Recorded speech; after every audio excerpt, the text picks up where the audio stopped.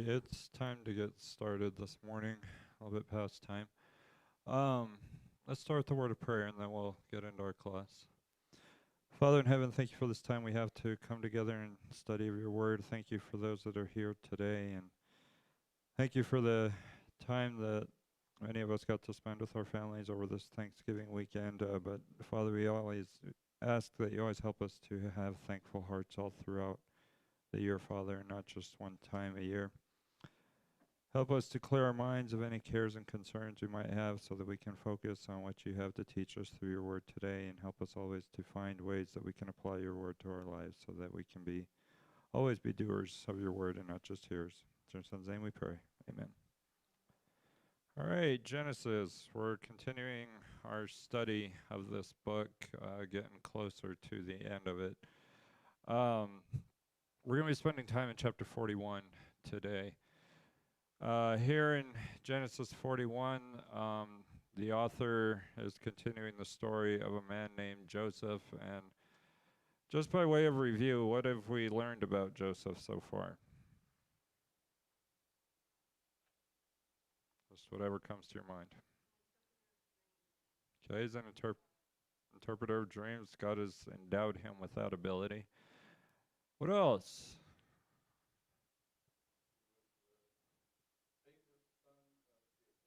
Favorite son of Jacob, absolutely. Any other thoughts?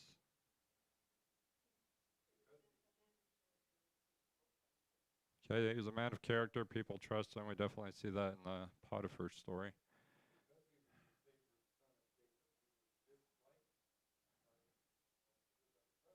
He was disliked by, most of his other brothers. So, anything else? He was basically sold into slavery to the Ishmaelites, absolutely. So these are just some things we know about Joseph. I wasn't really fishing for answers, just trying to get things back in our minds as we prepare to enter into what we've studied today. We're in chapter 41. By the time we reach chapter 41 of Genesis, there have been 13 years that have passed in Joseph's life, from when he was taken from his homeland to the time that we read about here in chapter 41. Now, we know that another thing we know about Joseph, in addition to what you guys have said, is that he was sold into slavery. That was said. He was imprisoned in Egypt. But as we continue reading on in his story, he would become one of the most powerful men in Egypt. He's gone from being a slave, and when we reach chapter 41, he will rise to be second in command under Pharaoh. So that's what we're going to be discussing today, what I'm calling Joseph's rise to power. Is the story we read about in the 49 of the 57 verses that make up this chapter. So the story of Joseph's rise to power begins in verses 1 through 13 of this chapter. And what we find in this chapter is the record, or in those 13 verses, is the record of two dreams had by Pharaoh that took place 2 full years after the events of chapter 40. Now, in chapters 39 and 40, we talked about, or in chapter 40 more specifically, Joseph interpreted the dreams of the chief cupbearer and the baker. And from that point, we remember Joseph had asked of the chief cupbearer, keep me in mind, get me out of this prison. I don't belong here. There's no reason for me to be here. But the chief cupbearer forgets about him. And then 2 full years have passed. And then Pharaoh has 2 dreams. We read about those in verses 1 through 7. It says, now it happened at the end of 2 full years that Pharaoh had a dream. And behold, he was standing by the Nile. And lo, from the Nile there came up 7 cows, sleek and fat, and they grazed in the marsh grass.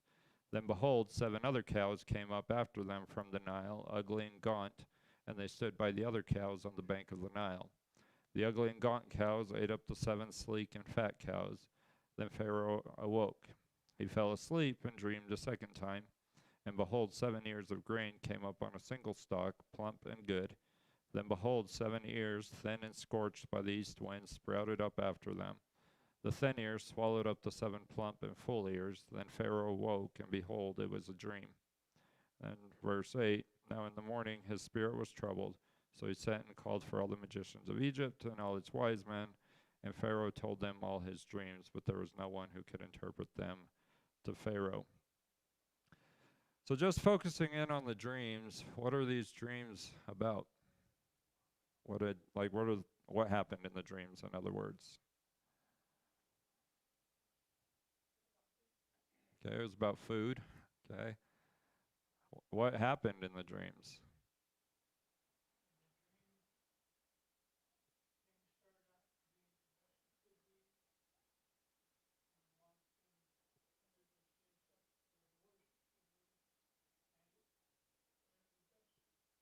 Right.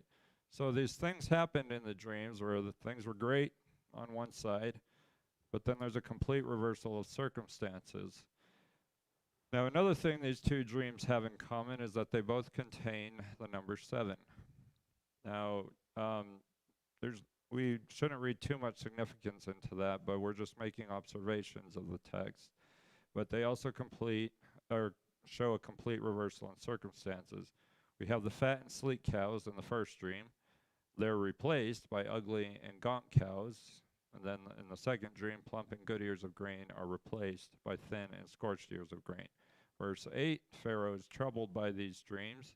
He calls Egypt's magicians to him and wise men to interpret his dreams, but the text says there in verse 8, no one was able to do so. So, any questions or comments on verses 1 through 8? All right. So that brings us into verses 9 through 13. We come back to the chief cupbearer. It says, then the chief cupbearer spoke to Pharaoh, saying, I would make mention today of my own offenses. Pharaoh was furious with his servants, and he put me in confinement in the house of the captain of the bodyguard, both me and the chief baker. We had a dream on the same night, he and I. Each of us dreamed according to the interpretation of his own dream. Now a Hebrew youth was with us there, a servant of the captain of the bodyguard, and we related them to him, and he interpreted our dreams for us. To each one he interpreted according to his own dream. And just as he interpreted for us, so it happened. He restored me in my office, but he hanged him. Now what's going on in verses 9 through 13? What does the chief cupbearer do? He's finally remembering Joseph. 2 years have passed. But yeah, Pharaoh has these dreams. The chief cupbearer, he comes and says, Pharaoh, by the way, met this guy in prison. He reminds him of just the circumstances of imprisonment. And he tells him what happened, the things we already discussed in chapter 40. Questions or comments on that?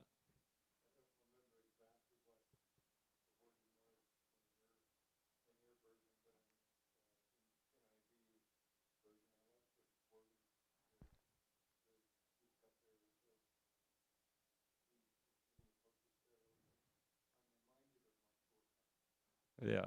Shortcomings. The New American Standard has offenses.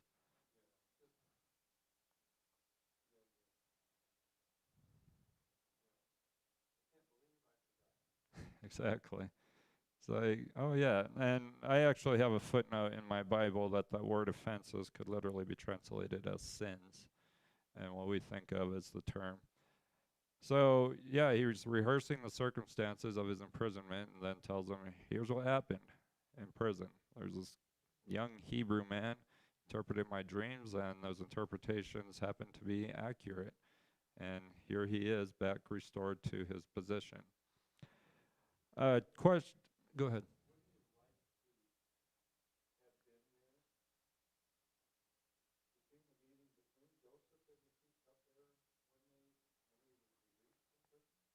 Yeah, absolutely. Would have been.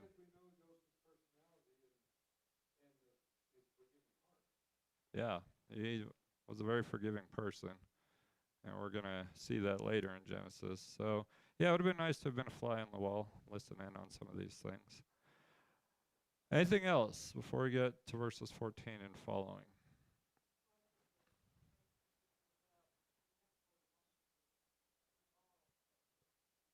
Yeah.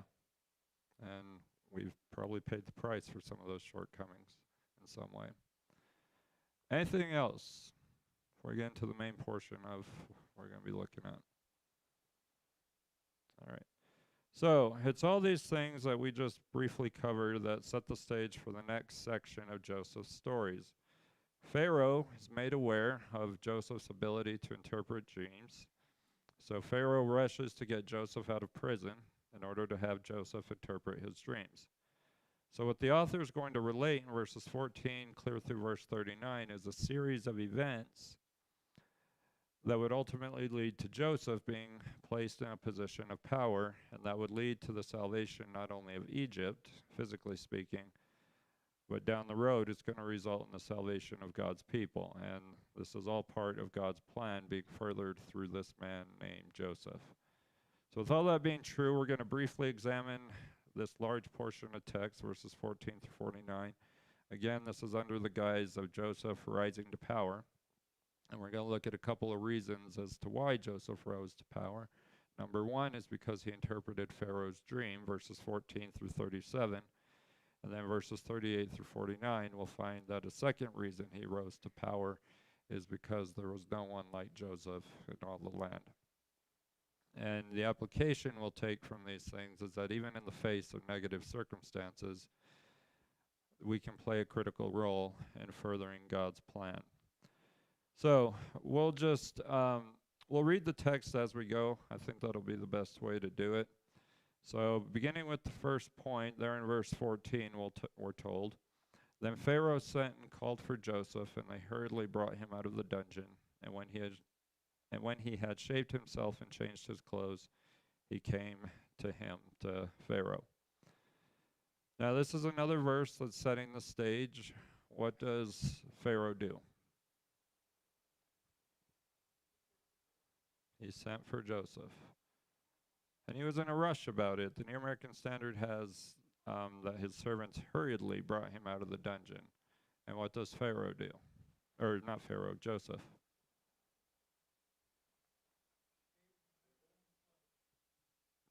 Why would he do that? Out of respect. He's cleaning himself up. Now, this might be, regardless of your opinion of the president, this might be like we might be going to appear before the president. You try to look good because you're standing in the presence of the president. Joseph is about to stand in the presence of the king of Egypt, Pharaoh. So he shaves himself and changes his clothes. So he's preparing himself. Questions or comments on verse 14? Okay. Some of this is going to be pretty straightforward. So going on to verses 15 and 16, the text says, Pharaoh said to Joseph, I've had a dream, but no one can interpret it. And I've heard it said about you, when you hear a dream, you can interpret it. Joseph then answered Pharaoh, saying, It is not in me. God will give Pharaoh a favorable answer. So what's happening here? What does Pharaoh say in verse 15? Okay, he wants him to interpret the dream. Why? What has he heard about Joseph? Yeah, he's heard Joseph can do it. I've heard about you, Joseph. My chief cupbearer just told me about you. I need the interpretation to this dream, that you're able to do this. Now, how does Joseph answer? It's not me, but God. So he's acknowledging God's role. It's not Joseph and his own ability. It's God working through Joseph. Now, what else does Joseph say about what God will do? He'll answer him. Now, the numeric, what's that, Elaine? Yeah, the answer that who desires. Okay, that's possible. Another possibility is that God is the one that will provide this answer. The New American Standard has a favorable answer. Now, our translators, according to Elaine's translation, seems to have leaned toward Pharaoh receiving this good answer, but it's also possible that it's God. The idea here is more so that this answer will be in accordance with God's will, is what he's tying on. But the point being made here is Joseph saying, I can't do it, but it's God that does it and will provide an answer according to what God's will is. But it is possible that might be according to Pharaoh's answer. You can go either way. Questions or comments on verses 15 and 16? Okay.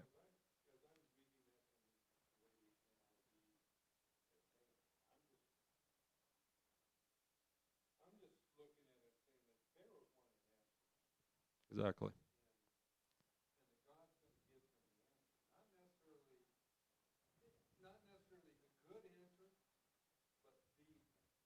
Right. And that's the more specifically the point here, that God is going to provide the answer as to what these dreams were about. So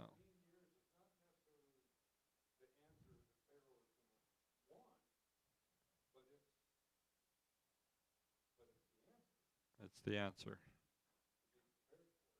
Absolutely.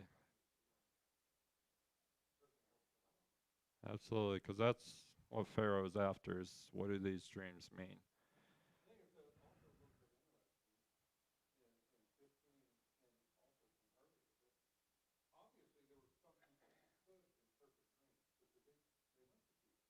Absolutely.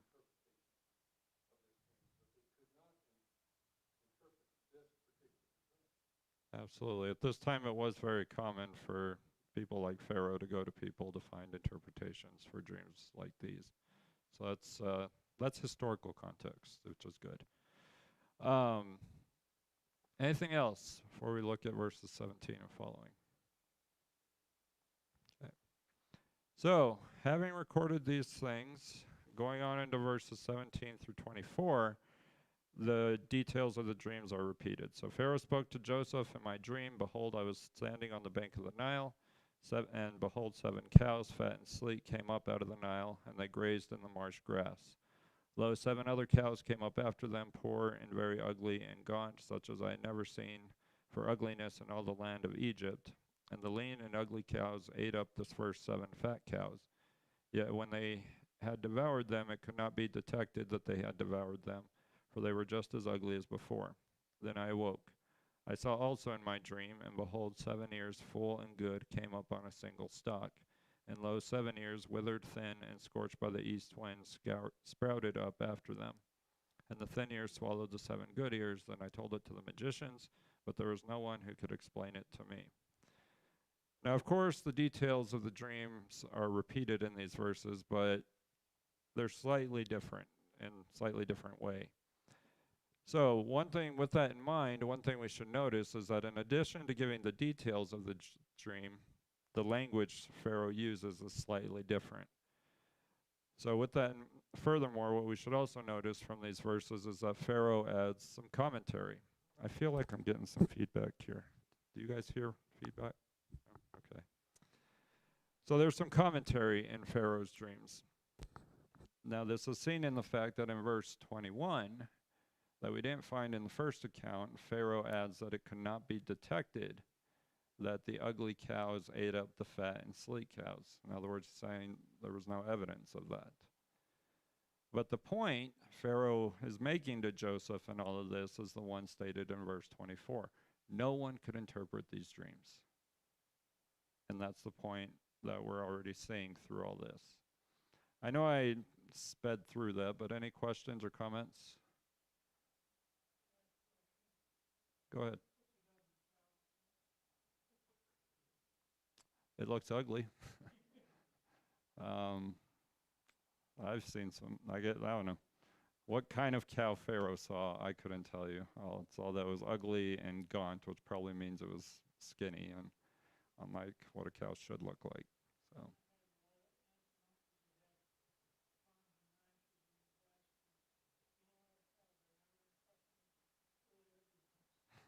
nice. Any other questions? Okay. So that brings us into verses 25 through 32.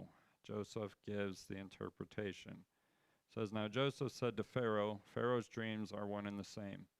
God has told to Pharaoh what he is about to do. The 7 good cows are 7 years, and the 7 good ears are 7 years. The dreams are one and the same. The 7 lean and ugly cows that came up after them are 7 years, and the 7 thin ears scorched by the east wind will be 7 years of famine. It is as I have spoken to Pharaoh. God has shown to Pharaoh what he is about to do. Behold, 7 years of great abundance are coming in all the land of Egypt, and after them 7 years of famine will come. And all the abundance will be forgotten in the land of Egypt, and the famine will ravage the land. So the abundance will be unknown in the land because of that subsequent famine, for it will be very severe. Now, as for the repeating of the dream to Pharaoh twice, it means that the matter is determined by God, and God will quickly bring it about. I'll pause there. What do these dreams mean according to what Joseph has said?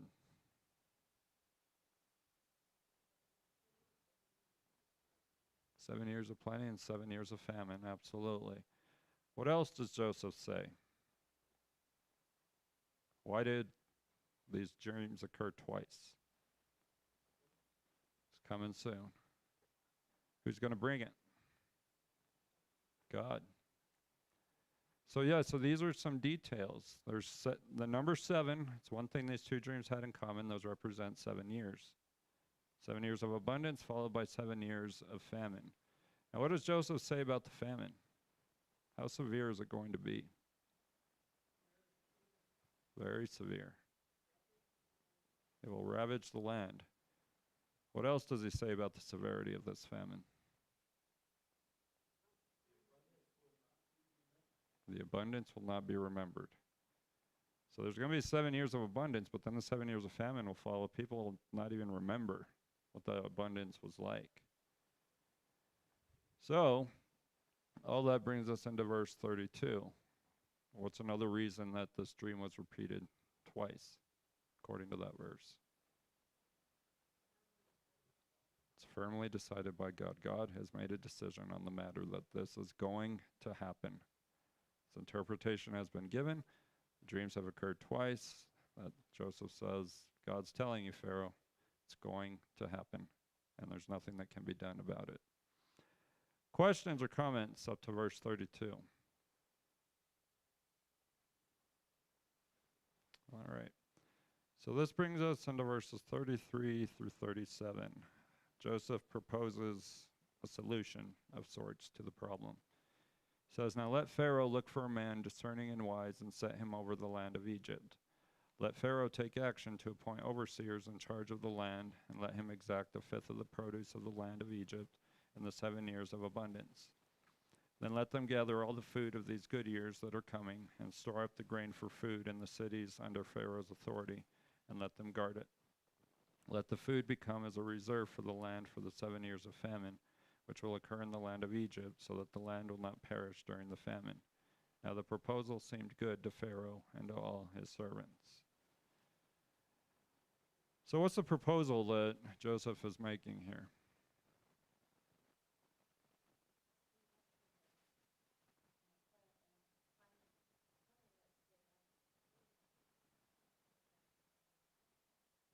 Exactly.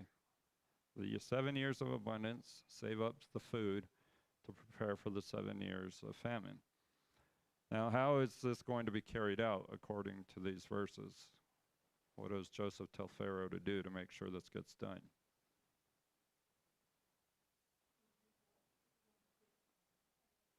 To send people out to take 1/5 of the produce of the land.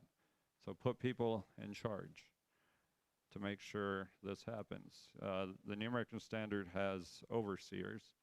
What does an overseer do? Oversees. So yeah, he's telling Pharaoh, put someone in charge to make sure this gets done. Now, what kind of a person needs to be in charge? They're, according to a trustworthy person.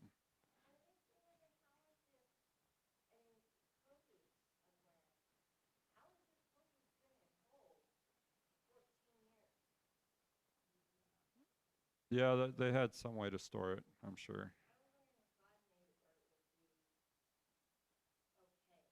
He has that capability. So it's lasted 14 years. Yeah.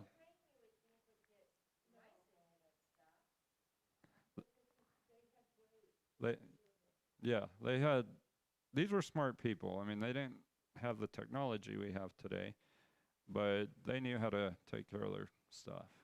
But the text doesn't detail that for us, what this storage looked like. I wish we had more answers to that question. But it's a good question all the same. So how does Pharaoh feel about this proposal, according to verse 37? It seemed good. Yeah, exactly. That sounds good to me. Let's do it. So it's an acceptable solution that he comes up with. And this is beginning to show that even Pharaoh had some trust in Joseph. Now, we're talking about Joseph's rise to power. If we're putting verses 14 through 37 together, part of the reason Joseph would rise to power is because he interpreted Pharaoh's dream. In these verses, the author of Genesis is showing that what set the stage for Joseph's rise to power was the fact that he was able to interpret this dream, unlike the other people in Egypt who could have interpreted the dream. So Pharaoh's recognizing that God has given to Joseph this unique ability. There's nothing about the fact that Pharaoh necessarily believed in God, but he knew that Joseph's God, our God, gave Joseph this ability. Any other questions or comments on that before we get to verse 38, Sandy?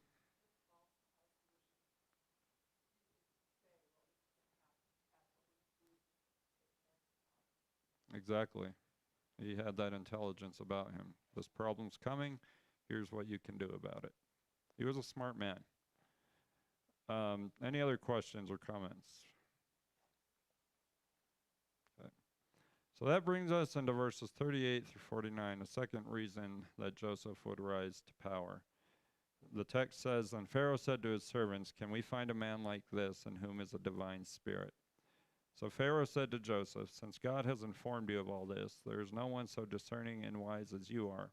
You shall be over my house, and according to your command all my people shall do homage. Only in the throne I will be greater than you.' Pharaoh said to Joseph, 'See, I have set you over all the land of Egypt.' And then Pharaoh took off his signet ring from his hand and put it on Joseph's hand and clothed him in garments of fine linen and put the gold necklace around his neck. He had him ride in a second chariot, and they proclaimed before him, 'Bow the knee,' and he set him over all the land of Egypt. Moreover, Pharaoh said to Joseph, 'Though I am Pharaoh, yet without your permission no one shall raise his hand or foot in all the land of Egypt.' Then Pharaoh named Joseph Zaphanath-Paneah, and he gave him Asenath, the daughter of Potipharah, priest of On, as his wife, and Joseph went forth over the land of Egypt. Now Joseph was 30 years old when he stood before Pharaoh, king of Egypt. And Joseph went out from the presence of Pharaoh and went through all the land of Egypt. During the 7 years of plenty, the land brought forth abundantly. So he gathered all the food these 7 years which occurred in the land of Egypt, and placed the food in the cities. He placed in every city the food from its own surrounding fields. Thus Joseph... Okay, that's true, but what does the text say? What observation does Pharaoh make of Joseph? Do you have Spirit of God there? Okay. I have divine spirit. So, but yeah, it's the same idea. Now, in Pharaoh's mind, it would be the spirit of a god because they had multiple gods at that time. But it is the idea that it's the Spirit of God. So, that simple fact tells us that Pharaoh viewed Joseph as someone who was unique because he had the Spirit of God, or in the Egyptians' mind, the spirit of a god.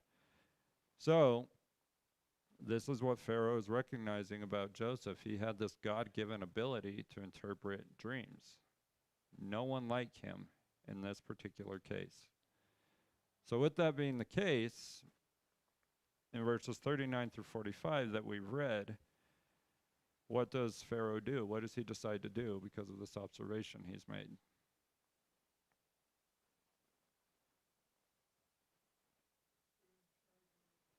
Puts him in charge of everything. What else does he do? Okay, everybody's to submit to his orders. That goes with the in charge part of it. But what does Pharaoh give to Joseph? What's that, Dean?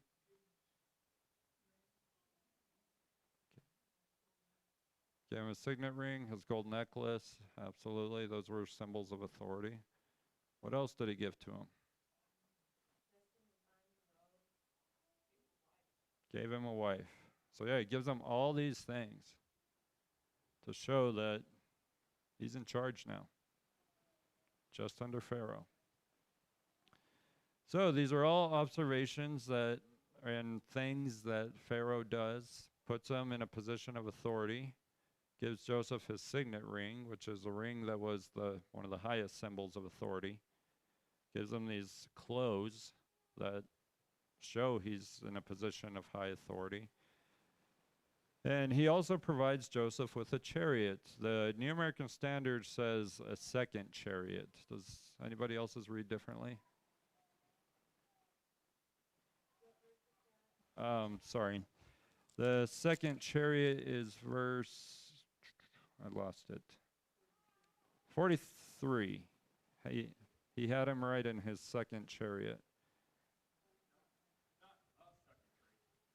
That's what, yeah.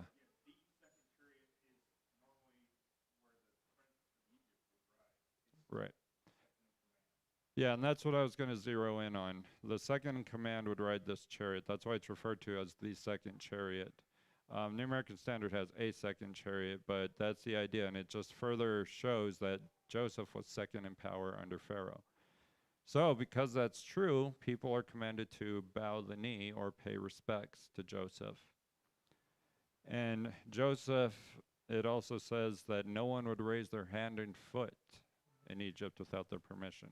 Now, it's not necessarily literal, it's just a way of saying Joseph's in charge of everything. So, as a result of all these things, Joseph would receive a new name and a wife that were both Egyptian. And Joseph's new name is a name that carries with it the meaning of God speaking and living in Joseph. And Joseph's wife was from a royal priestly family. I know that's a lot of information. Questions or comments before we get to the last section?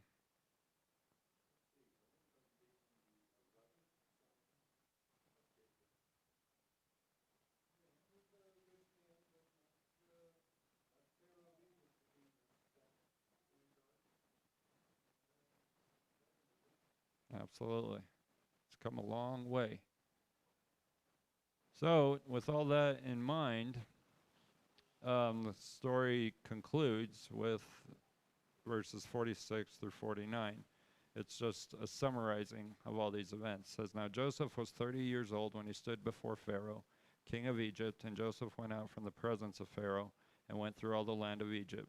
During the 7 years of plenty, the land brought forth abundantly. So he gathered all the food of these 7 years which occurred in the land of Egypt and placed the food in the cities. He placed in every city the food from its own surrounding fields. Thus Joseph stored up grain in great abundance like the sand of the sea, until he stopped measuring it, for it was beyond measure. Now, verse 46, how old is Joseph? 30 years old. Anyone remember how old he was before he went into slavery? 17.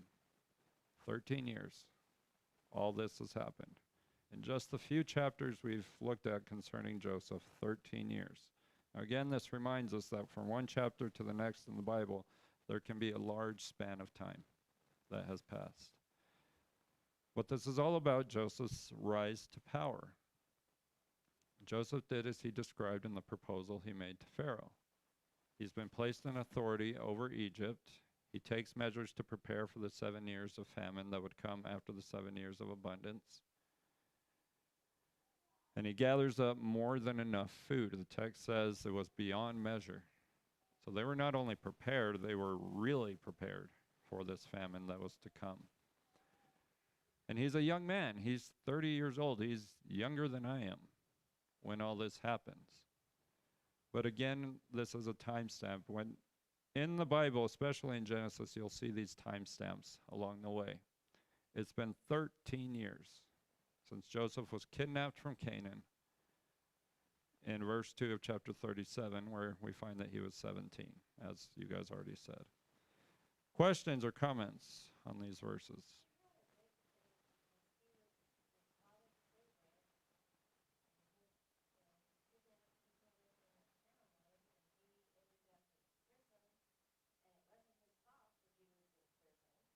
Right.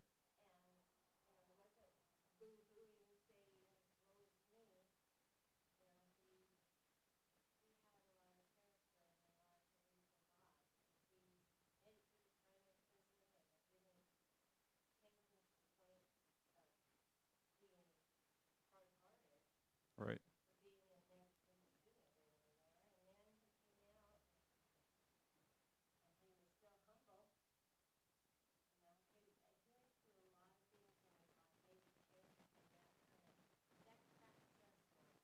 Yeah, it does. So it can.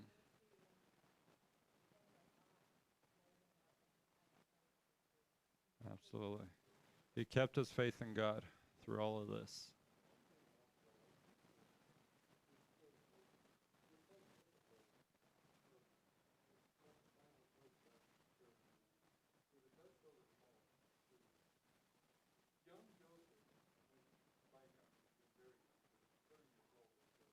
Right. There was some pride and arrogance about him, absolutely.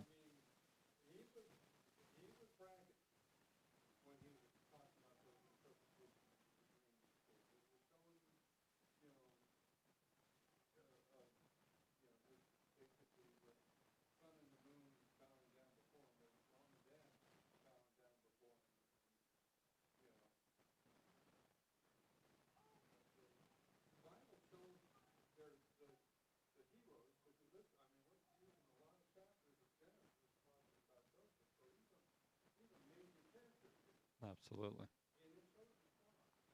Yeah.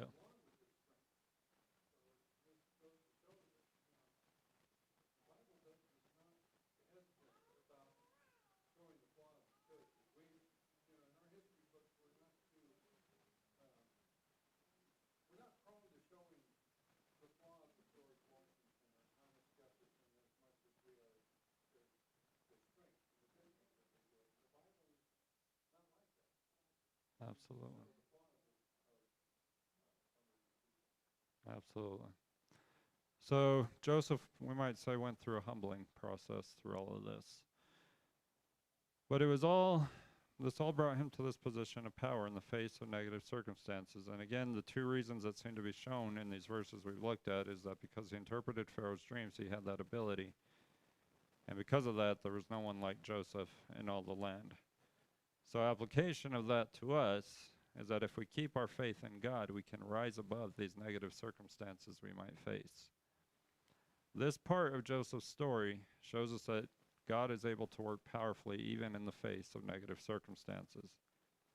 He was facing some pretty bad things, but this led to Joseph being able to play a critical role in furthering God's plan for his people. God can use us to further his plan if we allow ourselves to be used for him. Now, it's for that reason that later in Genesis, Joseph would say to his brothers that what they meant for evil, God meant for good. And we're going to look at that in a later class. Some of the circumstances we face might be meant for evil, but God will always use those circumstances for good, our good and the good of his plan. Any other questions or comments? All right. Dad, will you close us in prayer today?